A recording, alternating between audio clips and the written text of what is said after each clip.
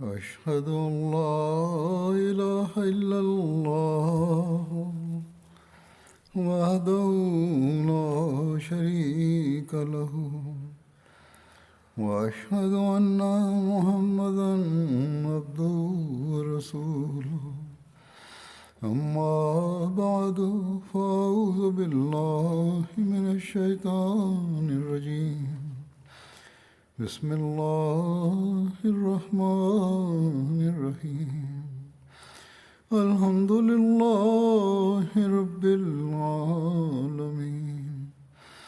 الرحمن الرحيم مالك يوم الدين إياك نعبد وإياك نستعين اهدنا الصراط المستقيم صراط الذين أنعمت عليهم غير المغضوب عليهم ولا الضالين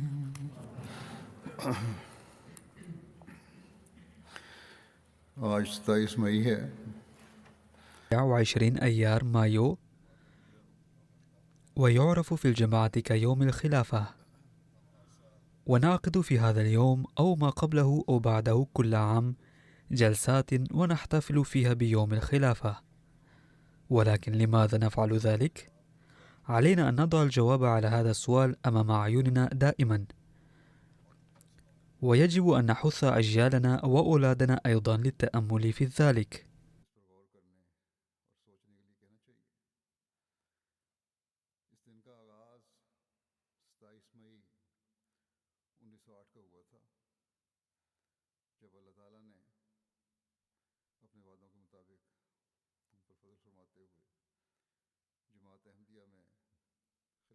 يعود تاريخ هذا اليوم إلى 27 أيار مايو 1908، حين أقام الله تعالى في الجماعة الإسلامية الأحمدية نظام الخلافة بحسب وعوده ومنته علينا.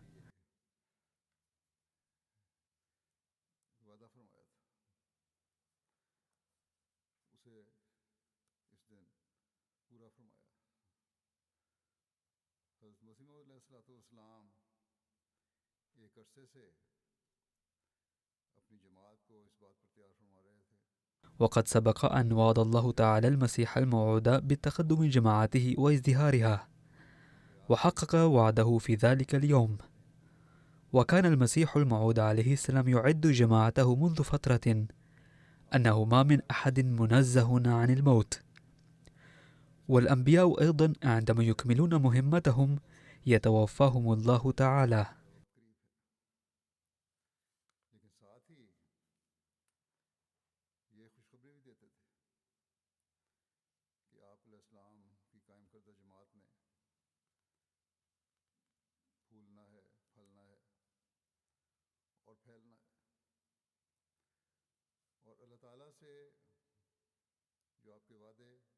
وذكر عليه السلام مرارا أن أجله قد اقترب، ولكنه بشر أتباعه أيضا بأن جماعته التي أقامها الله تعالى ستزدهر وتنتشر، وأن وعود الله تعالى معه سوف تتحقق حتما، وأن الجماعة ستنال التقدم بإذن الله، ولا يسع أحدا أن يعرقل هذا التقدم.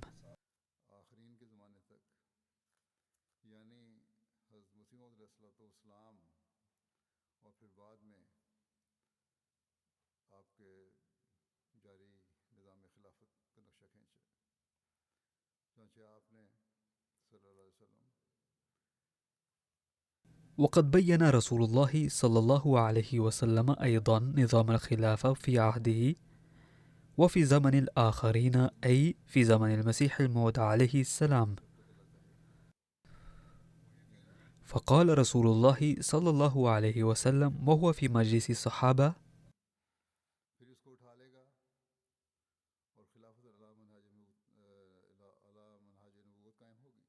تكون النبوة فيكم ما شاء الله أن تكون، ثم يرفعها الله تعالى، ثم تكون خلافة على منهج النبوة ما شاء الله أن تكون، ثم يرفعها الله تعالى،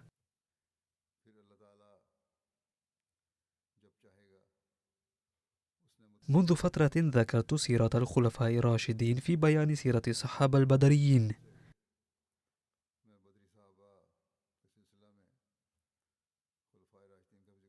وفي هذه الأيام يجري ذكر سيدنا أبي بكر رضي الله عنه،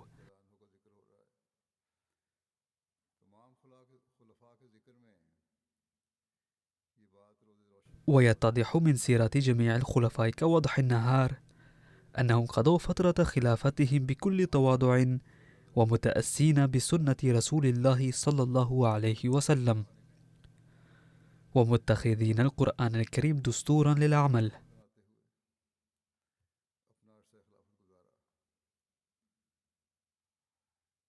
أي بذلوا قصارى جهودهم للسلوك على منهاج النبوة في كل خطوة.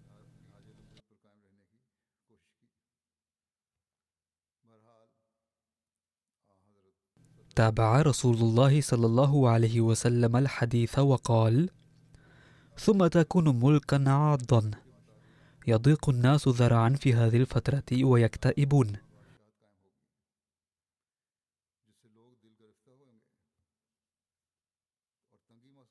فتكون ما شاء الله أن تكون، ثم يرفعها الله تعالى، ثم تكون ملكا جبريا.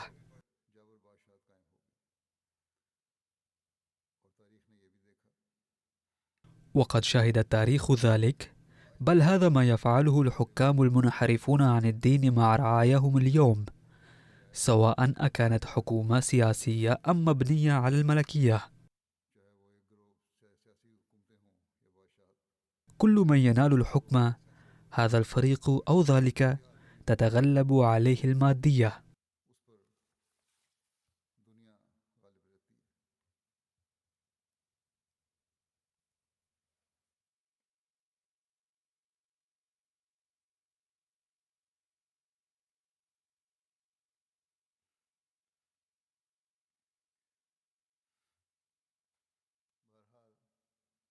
فقال رسول الله صلى الله عليه وسلم: إنه عندما تواجه الأمة هذه الظروف كلها، عندها ستثور رحمة الله وتقضي على فترة الظلم والجور.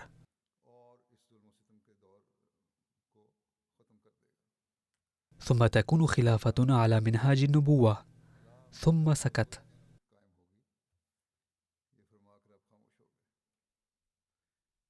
النبوءة عن زوال فترة الظلم والجور التي أنبأ بها رسول الله صلى الله عليه وسلم كانت لفائدة الذين سيبايعون خاتم الخلفاء سيدنا الإمام المهدي والمسيح الموعود عليه السلام، ويعملون بحسب تعليمه. لقد أسس الله تعالى نظاما، ولكن إن لم يطع الناس هذا النظام وأصروا على تعنتهم، تكون النتيجة كما هي ظاهرة للأعيان حاليا ويراها المسلمون في هذه الأيام. ندعو الله تعالى أن يهب هؤلاء الناس العقل والفهم ليعرفوا الخادم الصادق للنبي صلى الله عليه وسلم ولا ينكروه، وأن لا يزدادوا ظلما واستبدادا لجماعته.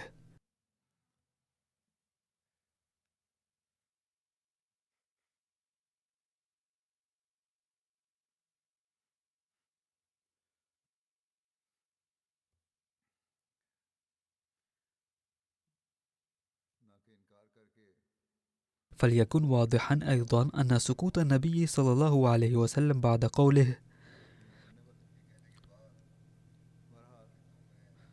ثم تكون خلافة على منهاج النبوة يعني أن هذا النظام سيستمر طويلا.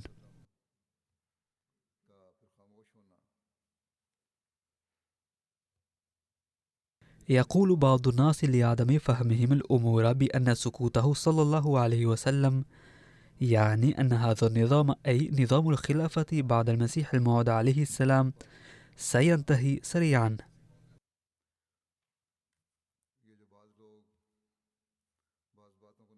ولكن القائلين بذلك مخطئون، لأن المسيح الموعود عليه السلام قد وضح هذا الموضوع بنفسه.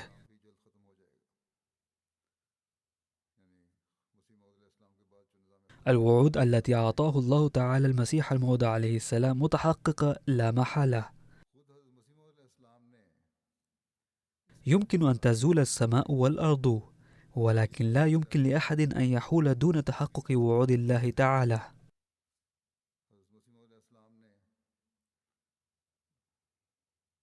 يقول المسيح الموعود عليه السلام مبينا أن نظام الخلافة هذا سوف يدوم.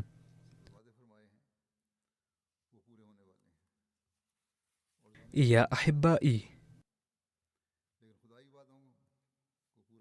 ما دامت سنة الله القديمة هي أنه تعالى يري قدرتين لكي يحطم بذلك فرحتين كاذبتين للأعداء، فمن المستحيل أن يغير الله تعالى الآن سنته الأزلية.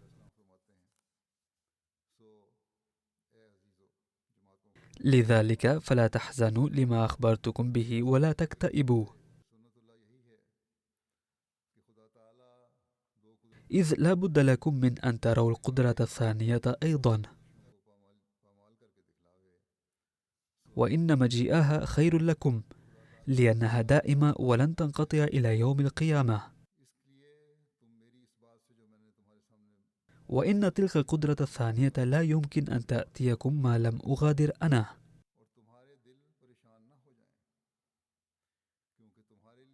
ولكن عندما أرحل سوف يرسل الله لكم القدرة الثانية التي سوف تبقى معكم إلى الأبد بحسب وعد الله الذي سجلته في كتاب البراهين الأحمدية.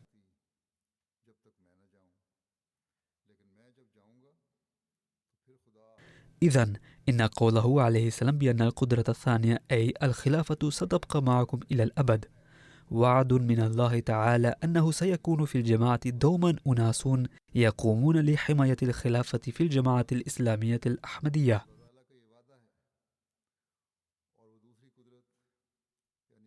فسعداء منهم الذين يعتصمون بالخلافة الأحمدية دوما وينصحون أجيالهم أيضا بذلك. الأشقياء هم الذين يريدون أن يحددوا الخلافة الأحمدية في حدود فترة معينة، أو الذين يفكرون على هذا النحو. فهؤلاء الناس سوف يواجهون الخيبة والفشل كما واجهوهما دائما. إن تاريخ الجماعة يوحي بأن المعارضين واجهوا خيبة الأمل عند انتخاب الخليفة الأول والخليفة الثاني رضي الله عنهما.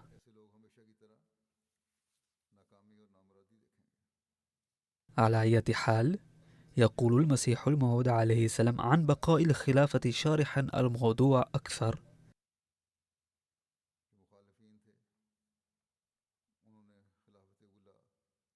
إن ذلك الوعد لا يتعلق بي بل يتعلق بكم أنتم، كما يقول الله عز وجل: إني جاعل هذه الجماعة الذين اتبعوك فوق غيرهم إلى يوم القيامة. فمن الضروري أن يأتيكم يوم فراق ليليه ذلك اليوم الذي هو يوم الوعد الدائم. إن إلهنا إله صادق الوعد وفي وصدوق، وسيحقق لكم كل ما وعدكم به. وبالرغم أن هذه الأيام هي الأيام الأخيرة من الدنيا، وهناك كثير من البلايا والمصائب التي آن وقوعها، ولكن لابد أن تظل الدنيا قائمة إلى أن تتحقق جميع تلك الأنباء التي أنبأ الله تعالى بها. لقد بعثت من الله تعالى كمظهر لقدرته عز وجل، فأنا قدرة الله المتجسدة، فسيأتي من بعد آخرون سيكونون مظاهر قدرة الله الثانية.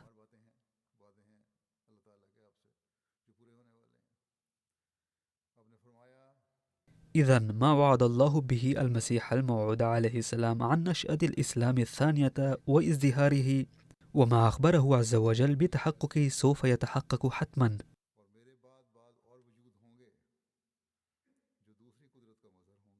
وسترى الجماعة أيام غلبة الإسلام، وسترى أيام تقدم الجماعة الإسلامية الأحمدية وازدهارها بإذن الله تعالى.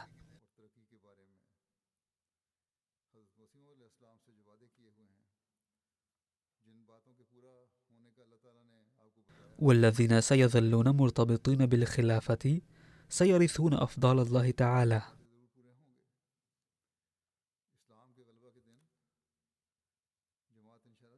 إن الجماعة الإسلامية الأحمدية لابد أن تنتشر في العالم.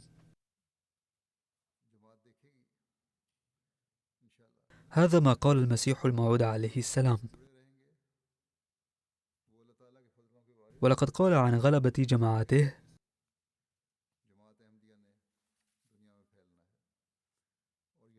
هذه هي سنة الله الجارية، ومنذ أن خلق الإنسان في الأرض ما زال يبدي هذه السنة دون انقطاع، أنه ينصر أنبياءه ومرسليه،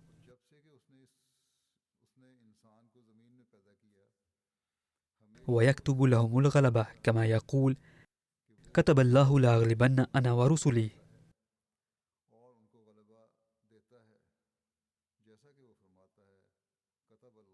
والمراد من الغلبة هو أنه كما أن الرسل والأنبياء يريدون أن تتم حجة الله على الأرض بحيث لا يقدر أحد على مقاومتها، فإن الله تعالى يظهر صدقهم بالبينات،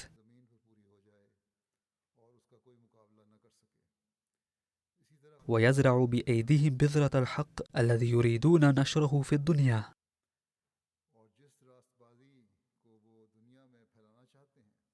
غير أنه لا يكمله على أيديهم، بل يظهر الله تعالى يد القدرة الثانية، ويهيئ من الأسباب ما تكتمل به الأهداف التي كانت إلى ذلك الحين غير مكتملة لحد ما.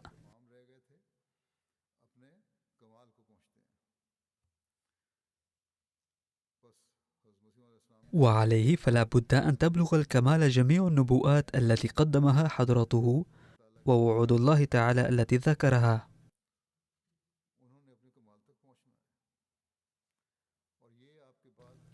ولا بد أن يتحقق ذلك من خلال نظام الخلافة الذي أقامه الله تعالى بعد وفاة حضرته عليه السلام.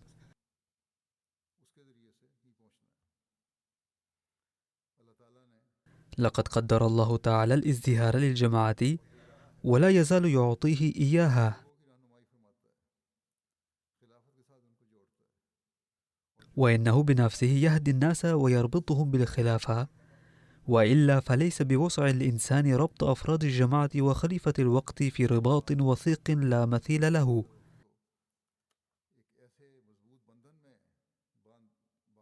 ولا يربط الله تعالى قلوب الأحمديين قدام بالخلافة فقط، بل قلوب المنضمين إليها لاحقا أيضا، مع أنهم مبايعون جدد ولم يتلقوا تربية كاملة بعد. إنه ليس بعمل الإنسان بل هو فعل الله تعالى، فإن هؤلاء يبدون الإخلاص والوفاء للمسيح الموعود عليه السلام، ثم يظهرون باسمه الإخلاص والوفاء نفسه تجاه الخلافة الأحمدية التي أقيمت لإكمال مهمة المسيح الموعود عليه السلام.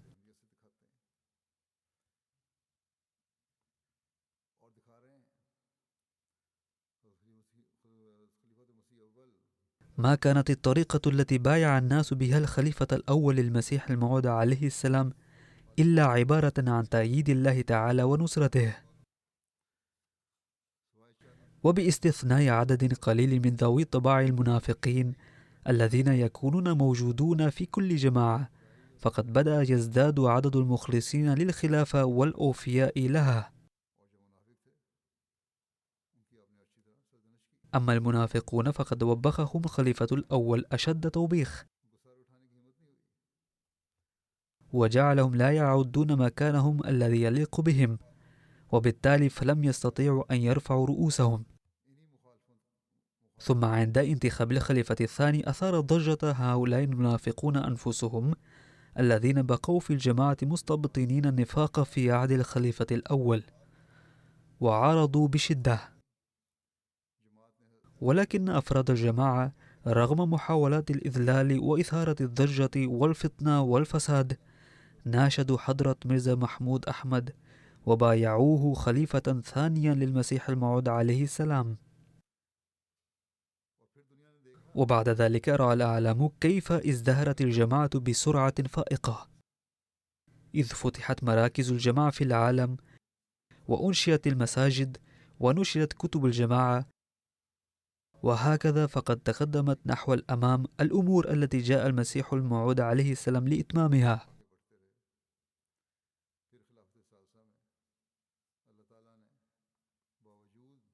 ثم في زمن الخليفة الثالث رغم معارضة حكومة الوقت وهجماتها الشديدة أنعم الله تعالى على الجماعة بالرقي والازدهار، فإن الذين كانوا يدعون بأنهم سيضعون في أيدي أفراد الجماعة وياع التسول رحلوا من هذا العالم بحالة يرثى لها. ثم فتح باب آخر من الرقي والازدهار للجماعة في زمن الخليفة الرابع، ورأت الجماعة مشاهد جديدة من تأييد الله ونصرته، وفتحت أبواب جديدة لنشر الإسلام. والذين كانوا يريدون قطع أيدي خليفة الوقت فقد قطعت أيديهم، وتناثرت أشلاء أجسادهم في الفضاء، ولكن لم تتوقف أقدام رقي الجماعة، إذ وسع في ميدان التبليغ، وبدأت الفضائية MTA، وبدأت الدعوة تصل من خلالها إلى كل بيت. وكانت هذه خطوة أخرى نحو إكمال وعود الله تعالى التي قطعها مع المسيح الموعود عليه السلام. فإن لم يكن هذا تحقيق لوعود الله تعالى فماذا إذن؟ ثم أرى الله تعالى مشاهد تأييدات الله تعالى ونصرته في زمن الخليفة الخامس أيضا، فقد هيئت الأسباب لفتح طرق جديدة لنشر دعوة الإسلام وإكمال مهمة المسيح الموعود عليه السلام حتى في نطاق الفضائية الأحمدية نفسها. فبدأت بدلا من قناة واحدة لMTA 7 أو 8 قنوات أخرى بلغات مختلفة، وبدأت تراجم البرامج بلغات عالمية مختلفة، وهكذا بدأ بث MTA يصل إلى بقاع الأرض التي لم يكن يصل إليها سابقا، وشرعت تبلغ دعوة الأحمدية أي الإسلام الحقيقي إلى سكان تلك البلاد والمناطق بلغاتهم، وبالتالي وفق مئات الآلاف من الأرواح السعيدة لقبول الأحمدية، إضافة إلى برامج القنوات الفضائية والراديو. هدى الله تعالى الناس لقبول دعوة الأحمدية من خلال الرؤى وقراءة كتب الجماعة ومنشوراتها المختلفة.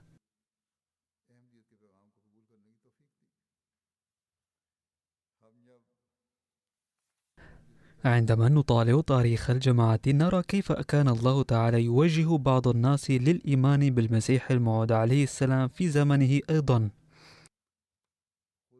ثم استمر الأمر نفسه في عهد الخليفة الأول أيضا، بحيث وجه الله تعالى بنفسه الأرواح السعيدة إلى الجماعة، فظل الناس ينضمون إليها.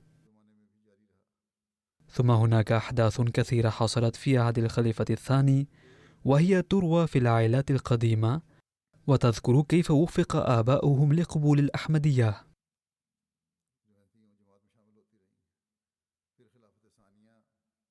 ولوحظ الأمر نفسه في عهد الخليفة الثالث أيضا، كما وجهت الأرواح السعيدة من الله تعالى إلى قبول الأحمدية في عهد الخليفة الرابع أيضا، وكل ذلك كانت نتيجة تحقق وعود الله تعالى مع المسيح الموعود عليه السلام. وهكذا لقد تلقت الجماعة رقيا وازدهارا في عهد جميع الخلفاء.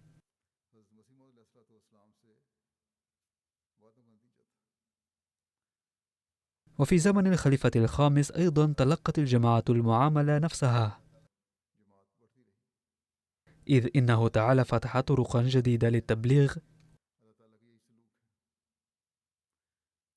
وجعل الناس يميلون إلى الاستماع إلى دعوة الإسلام الحقيقي وقبولها. فقد حدثت أحداث تدل على التأييد الإلهي الخالص، وإلا فلا يمكن أن يقبل الناس بهذا الشكل بمجرد جهود بشرية.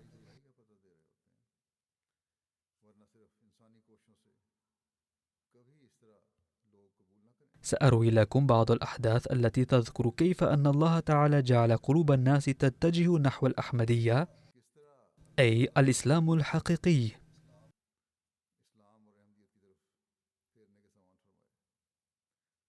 وكيف كشف لهم حقيقة الخلافة الأحمدية، وكيف خلق حب الخلافة في قلوبهم.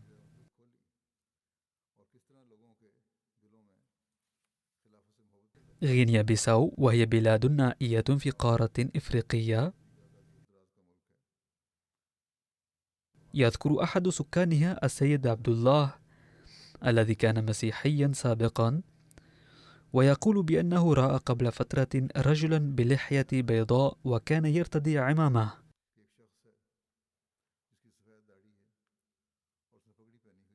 وكان يخطب في الناس الذين كانوا يستمعون إليه بصمت تام. كان أسلوب حديث هذا الشخص بسيطا جدا ومختلفا عن أسلوب شعبه، فلما استيقظ لم يفهم شيئا، ثم نسي هذه الرؤيا. بعد أيام قليلة رأى حلما مشابها مرة أخرى، واستقر في ذهنه هذا الوجه الذي رآه في الحلم. ثم للمرة الثالثة رأى الرؤيا نفسها، لكنه ظل يحاول معرفة هذا الشخص غير أنه لم يستطع ذلك.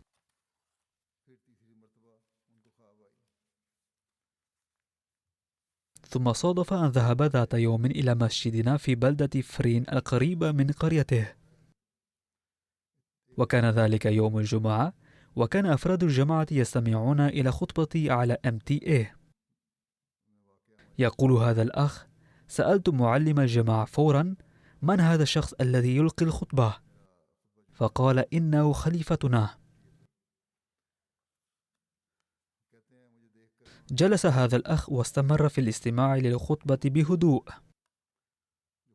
وبعد الخطبة صلى صلاة الجمعة مع أفراد الجماعة، ثم وقف بعد الانتهاء من الصلاة مباشرة وقال: إني أعتنق الإسلام اليوم. ثم بدأ يخبر قائلا: لقد أراني الله تعالى هذا الشخص 3 مرات في الحلم، وكان له تأثير كبير على روحي، وكنت أبحث عنه منذ مدة، وأتيت اليوم إلى مسجدكم بالصدفة، ورأيت أنه خليفتكم، وهذا هو الوجه نفسه الذي رأيته في الرؤيا، والمشهد نفسه الذي رأيته في الرؤيا، أن الناس يستمعون إلى الخطاب جالسين بصمت.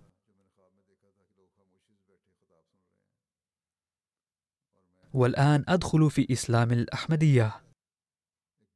فكيف أرشد الله تعالى في الرؤيا رجلا في أقصى البلاد أولا، ثم هيأ له الأسباب ليرى المشهد نفسه الذي رآه في الرؤيا.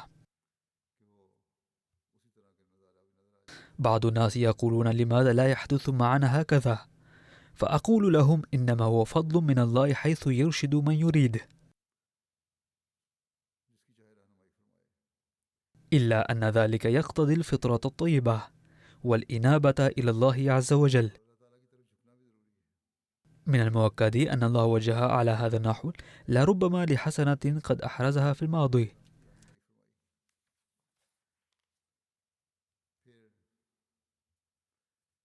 كتب أمير الجماعة في غامبيا أن هناك سيدة هي الأخت فاتو،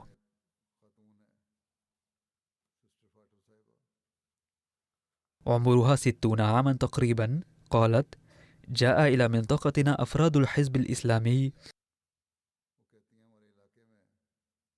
وبدأوا يتكلمون ضد الأحمديين بأنهم كفار ولن يدخلوا الجنة، وينبغي ألا تتعاملوا معهم في أي مجال.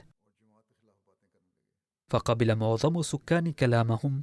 أما هذه السيدة فطربت ودعت الله عز وجل ليهديها، فرأت بعد أيام في الرؤيا أن عيون أفراد الحزب الإسلامي الذين جاءوا إلى قريتها تشرق كالنجوم،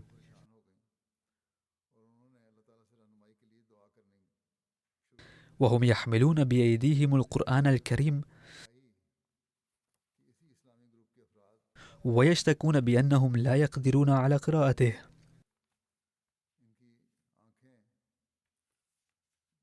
فبدأوا يصرخون أن الله عماهم، ومن ثم لا يستطيعون أن يكسبوا شيئا،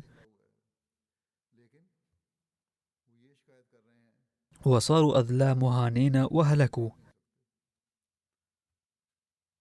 وتابعت بقولها: وقد رأيت في الرؤيا أيضا أن أفراد تلك المجموعة يريدون أن يصافحوا خليفة الجماعة الأحمدية، ولم ينجحوا في ذلك. ثم اعترفوا أن الأحمدية صادقة بلا شك، لكننا إذا آمنا بها فسوف يتركنا المريدون. على كل حال، قد قصت هذه الرؤيا على أهل بيتها. ومن الملاحظ أن الناس يقولون أن الأفارقة قليل الفهم،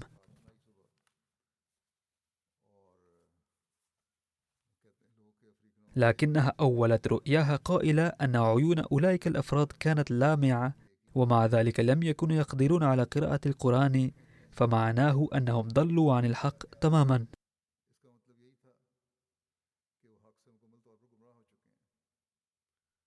فأحداث قبول البعض الأحمدية عجيبة، يتبين منها بالتأكيد أن تعييد الله عز وجل الخاص يريهم هذه المشاهد. غواتيمالا من بلاد جنوب أمريكا. وتقول السيدة يورينوناكا من سكان سان ماركوس الواقع على حدود المكسيك وعلى بعد 250 كيلومترا من مسجدنا: قد رأيت في الرؤيا قبل 10 سنوات أن شخصا جاءني في الرؤيا وقال لي أن طريق الحق هو الإسلام، ثم طلب مني أن أقرأ القرآن، فقلت لا أستطيع أن أقرأ القرآن، لكنه قال إنك تستطيعين أن تقرأيه. فلما أصبحت قصصت هذه الرؤيا على زوجي وأبي، فقالا إن الإسلام ليس طريق الحق، بل هو دين الإرهاب. فهم جميعهم مسيحيون، لكن قلبي لم يطمئن، فبدأت أبحث في الإسلام على الإنترنت وأتعلم عن الإسلام شخصيا. ثم ذات يوم رأيت في السوق سيدة محجبة، فنشأ لدي هوس معرفتها، فتوجهت إليها وسألتها عن لباسها، فقالت أنا مسلمة لذا تحجبت، فتواصلت معها ثم أخبرتني عن الإسلام. وكانت تلك السيدة أحمدية، فبايعت بعد الاستماع إلى تعليم الإسلام منها، لكن أهل بيتي لم يكونوا يقبلون، حيث كانوا يقدمون اعتراضا أو آخر، ولم أكن أقدر على الرد عليه. فقلت لتلك السيدة إنني سوف أجمع أقاربي وأرجو أن تأتي إلى بيتي لتردي على اعتراضاتهم، ومن ثم عقدنا عدة جلسات دعوية. والملاحظ أنها لم تبايع شخصيا فحسب، بل قد بدأت نشر دعوة في الآخرين أيضا. فجمعت معارفي وحضرت لهم الضيافة أيضا، ولها ابن يدرس في السنة الأخيرة في كلية الحقوق، فبايع هو الآخر. وعند هذه السيدة شوق وحماس لدرجة قد تعلمت شخصيا قراءة القرآن الكريم على الإنترنت، وحفظت عدة سور، ثم كتبت القرآن كله بيدها في لغتها بعد الاستماع إليه، إذ لم تكن تستطيع كتابته بالخط العربي. يقول أمير الجماعة هناك أنه حين زارها رأى دفترها الذي كتبت فيه القرآن الكريم بيدها، والآن تتعلم العربية أيضا وتكتبه بالخط العربي أيضا.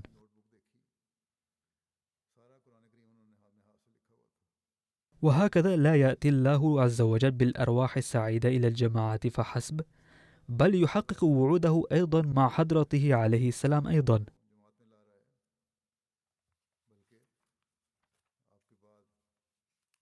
إندونيسيا أيضا بلد بعيد.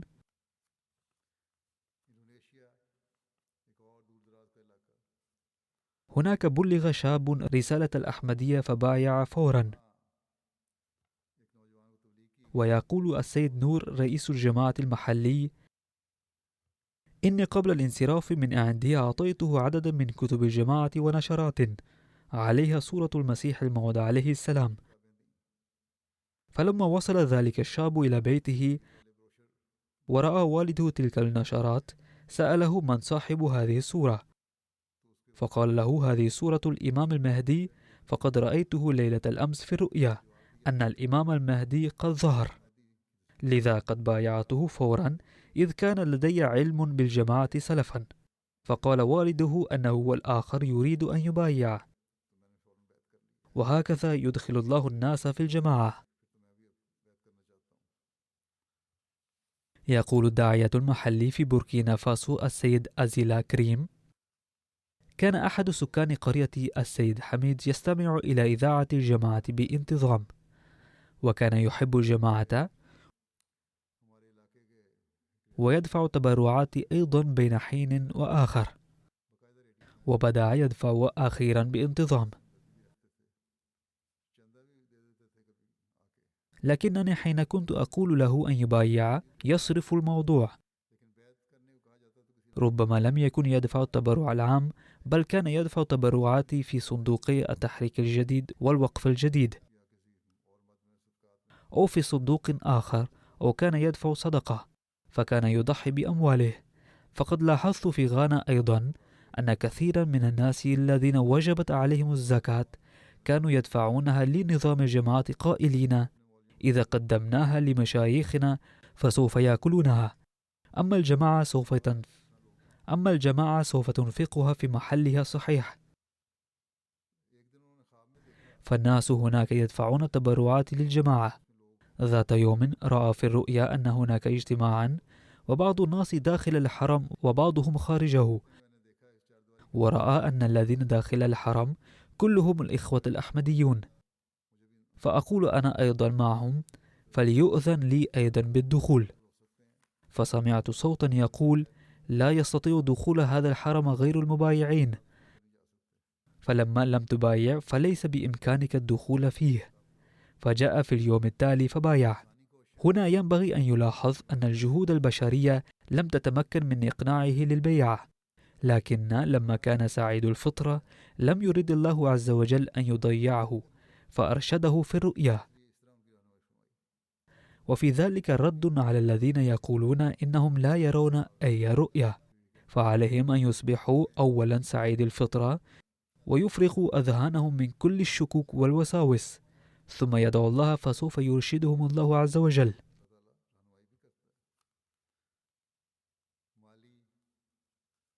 يقول سيد محمد كوني من مالي: قد استمعت إلى إذاعة الجماعة، وقد سمعت ما يقوله الناس ضد الجماعة أيضا، وبعد ذلك دعوت الله عز وجل أن يهديني الصراط المستقيم. فرأيت في الرؤيا رجلا صالحا يقول: كل إنسان سيدخل في الأحمدية عاجلا أو آجلا،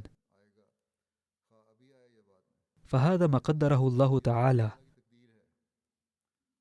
ووعد المسيح الموعود عليه السلام، وكما قال سيدنا المسيح الموعود عليه السلام أن مهمته ستتحقق بواسطة نعمة الخلافة الجارية، فبعد ذلك بايع.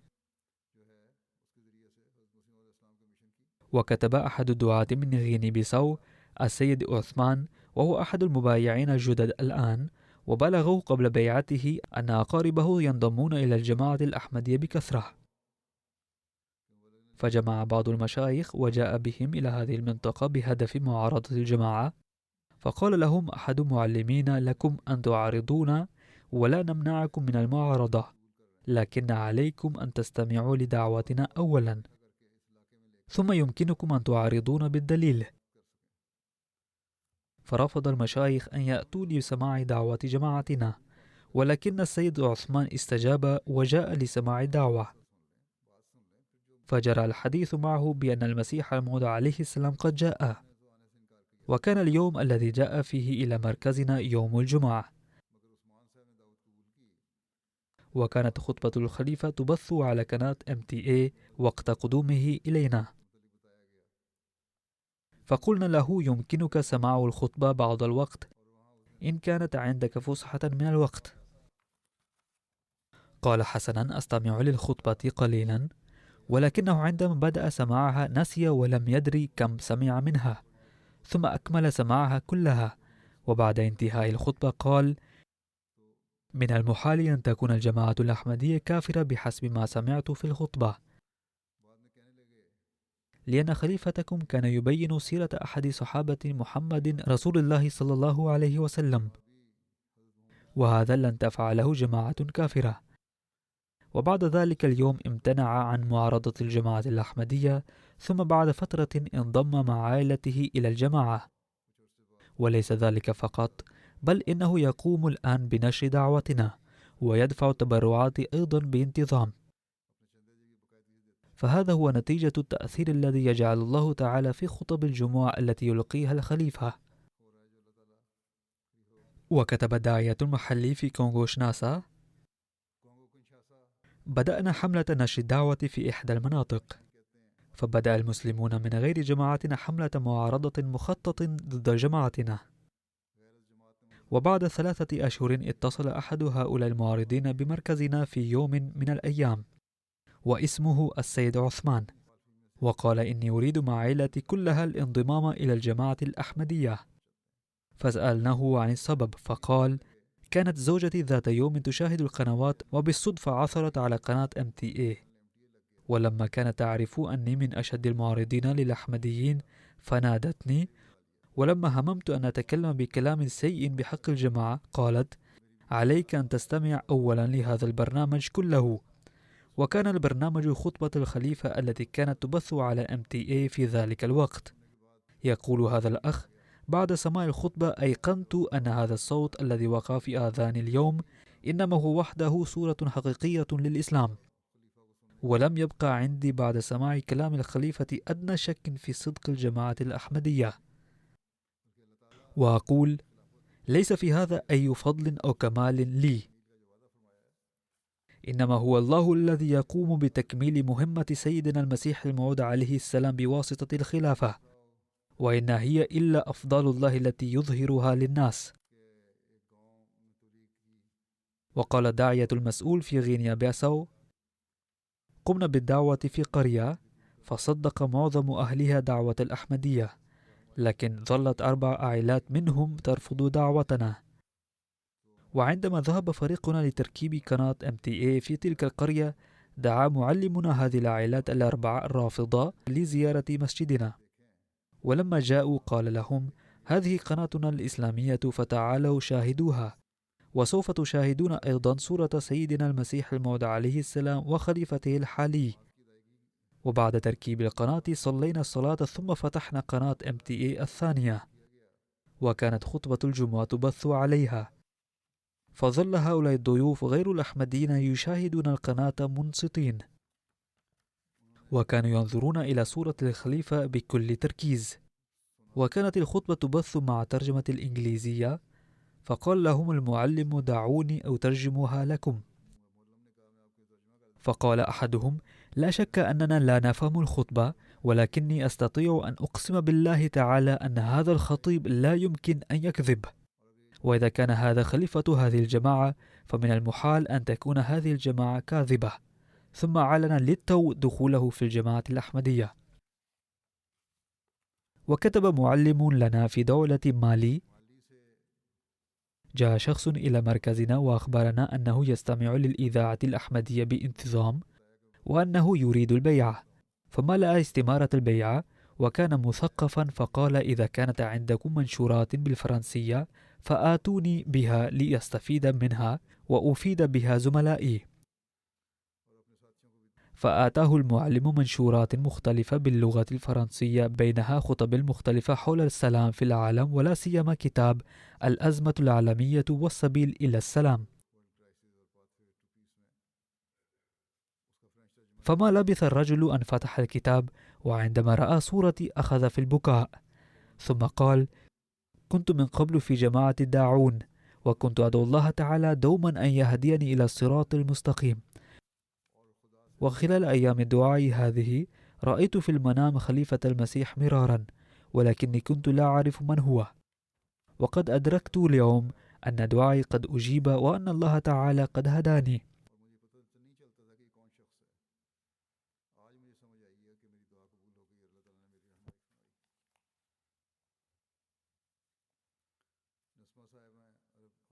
هناك أخت عربية اسمها نسمة تقول: قبل بيعتي بعامين رأيت صورة سيدنا المسيح الموعود عليه السلام أول مرة. وقبل ذكر هذه القصة تقول الأخت في رسالتها لي: لقد ذكرتم في الخطبة قصة طفل صغير أرسل لكم رسالة في زعمه، وهي عبارة عن خطوط معوجة، وقال لكم في رسالة: إني أحبك يا أيها الخليفة، والأطفال لا يكذبون. فتأثرت جدا من قصة هذا الطفل. ثم بايعت هذه الأخت، وبعد البيع بفترة قصيرة أرسلت هذه الرسالة التي تقول فيها: قبل بيعتي بعامين رأيت صورة سيدنا المسيح الموعود عليه السلام أول مرة، فخاطبت صورته وقلت: إن ملامح وجهك تنبئ أنك من الصالحين، ويستحيل أن تكذب، ومع ذلك لا أستطيع أن أصدق دعواك أنك مبعوث سماوي. ثم بعد المطالعة لمدة عام بايعت في مستهل عام 2016.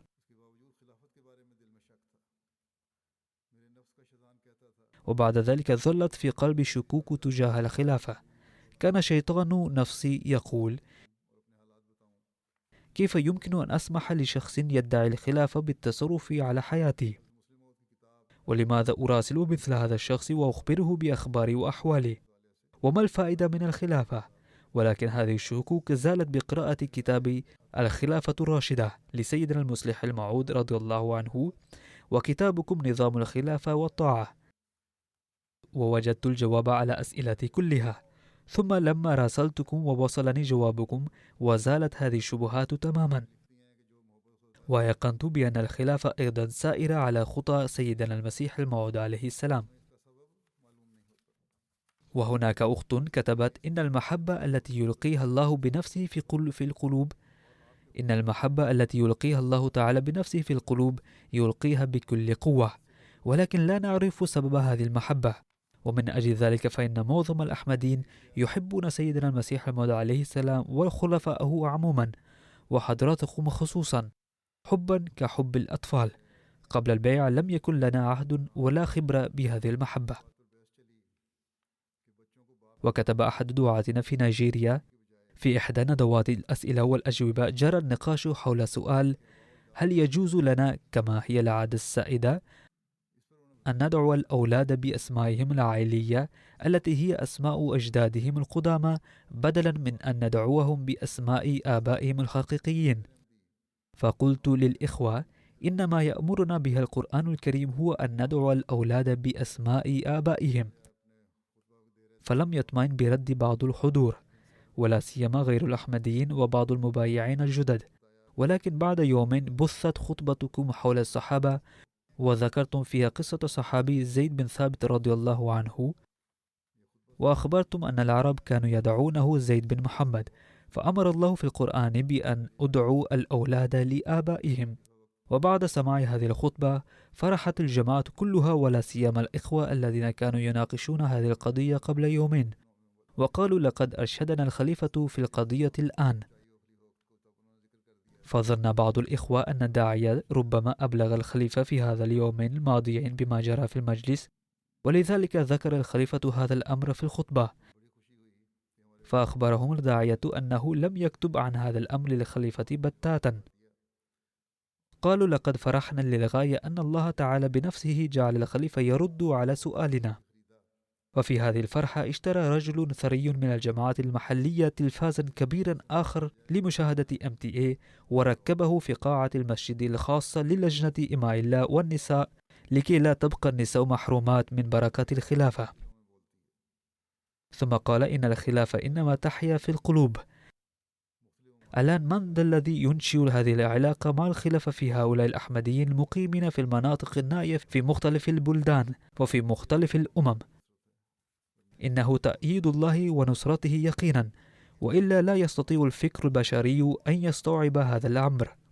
ثم قال سيدة من النرويج السيدة بيرفان: يدعي كل أحمدي صادق أن الخليفة يعيش في قلوبنا وفي عيوننا وندعو له، ولا يهمنا في الدنيا شيء إلا أن نرضيه. لقد بين حضرته في الخطب كيف أن الصحابة الكرام صدوا السهام بأجسادهم وحفظوا رسول الله صلى الله عليه وسلم وثبتوا مقابل كل هجوم. وحين أفكر في هذا المشهد تدمع عيناي وأتساءل لو كنت في مثل هذا الموقف فماذا كنت سأفعل؟ وهذه سيدة عربية تقول: هل كنت سأثبت؟ ثم أدعو الله تعالى أن يوفقنا لنضحي بأرواحنا ونفوسنا وأموالنا وأولادنا لنحفظ الخليفة والخلافة. إنني أدعو في صلواتي منذ سنوات أن ينزل الله تعالى على الخليفة بقدر همومه وبقدر مسؤولياته ملائكة تحيط به. فهذه هي علاقة الإخلاص والوفاء التي أنشأها الله تعالى في قلوب الناس. وإن الله تعالى بفضله سوف يعطي جماعة المسيح الموعود عليه السلام والخلافة الراشدة الأحمدية مثل هؤلاء المتقدمين في الإخلاص والوفاء إلى يوم القيامة، ولا يمكن لأهل الدنيا فهم ذلك. بايع أحد العرب في ألمانيا فقال له أحد معارفه: ما هذا؟ لقد اعتنقت الأحمدية. فأجاب هذا المبايع الجديد: إنكم 100 شخص من العرب تقيمون هنا، ولكن لا تستطيعون أن تتفقوا على أي شيء. وفي الجماعة الإسلامية الأحمدية إمام واحد، والجماعة تجلس بأمره وتقوم بأمره، ولذلك في أعمالهم بركة. والآن أخبرونا ما هي الميزة عندكم حتى أنضموا إليكم وأتركوا الجماعة. فما دام كل أحمدي مرتبطا بالخلافة فسوف يظل يرث أفضال الله تعالى، ولذلك علينا أن نجعل أعمالنا تابعة لأحكام الله تعالى. حينها نستفيد من هذه النعمة. هذا هو وعد الله تعالى أن الذين سيجعلون إيمانهم وأعمالهم وفق تعاليم الله تعالى هم الذين سينعمون ببركات الخلافة. أعني علينا أن نؤمن بالله تعالى ونؤدي حق عبادته، وأن يكون كل عمل لنا ابتغاء مرضات الله تعالى. حينها ننال هذه البركات.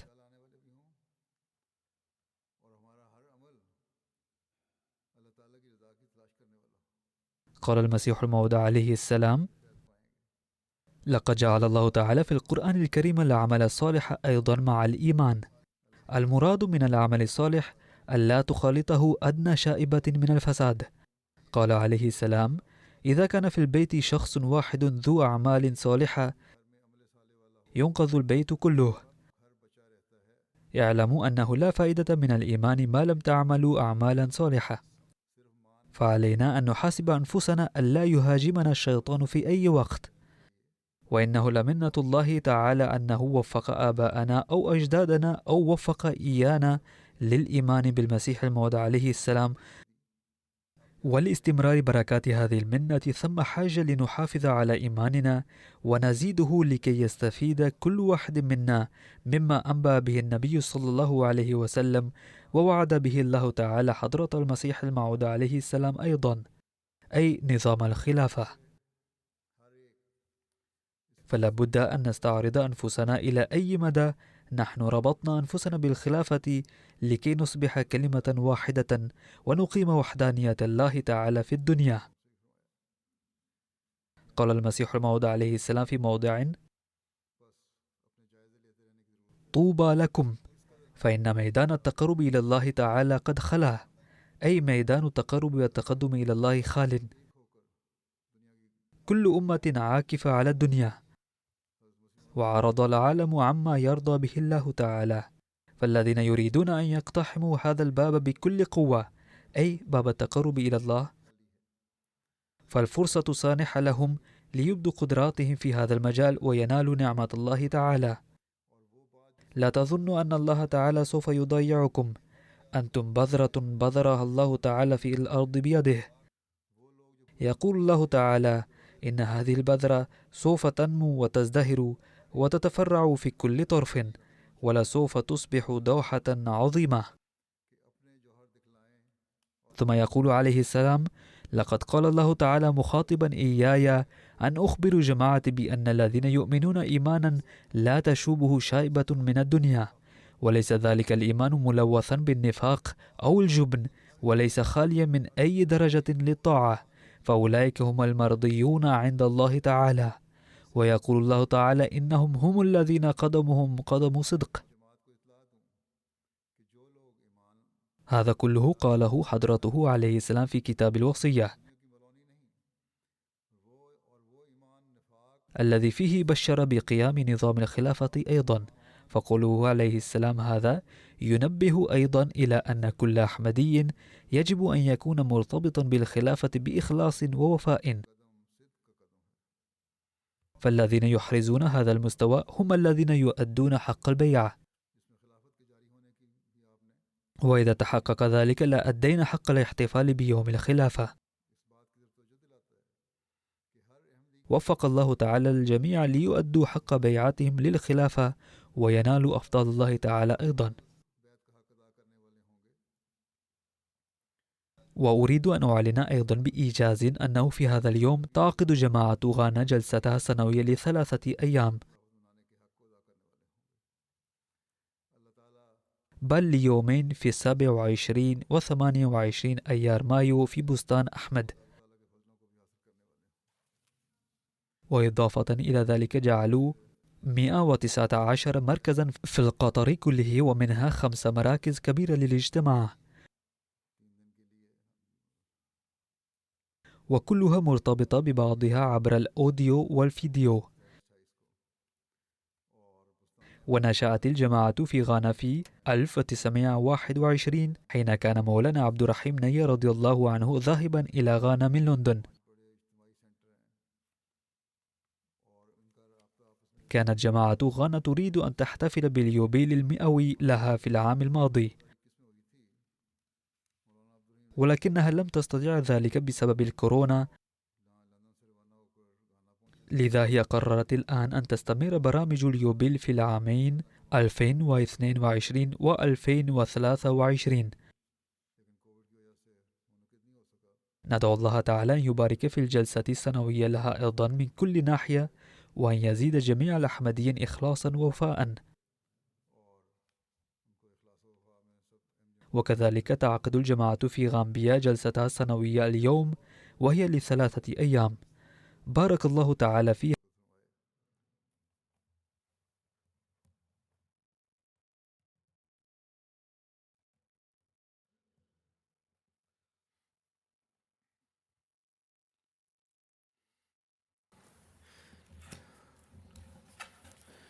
الحمد لله الحمد لله نحمده ونستعينه ونستغفره ونؤمن به ونتوكل عليه ونعوذ بالله من شرور أنفسنا ومن سيئات أعمالنا. من يهده الله فلا مضل له ومن يضلل فلا هادي له. ونشهد أن لا إله إلا الله ونشهد أن محمدا عبده ورسوله.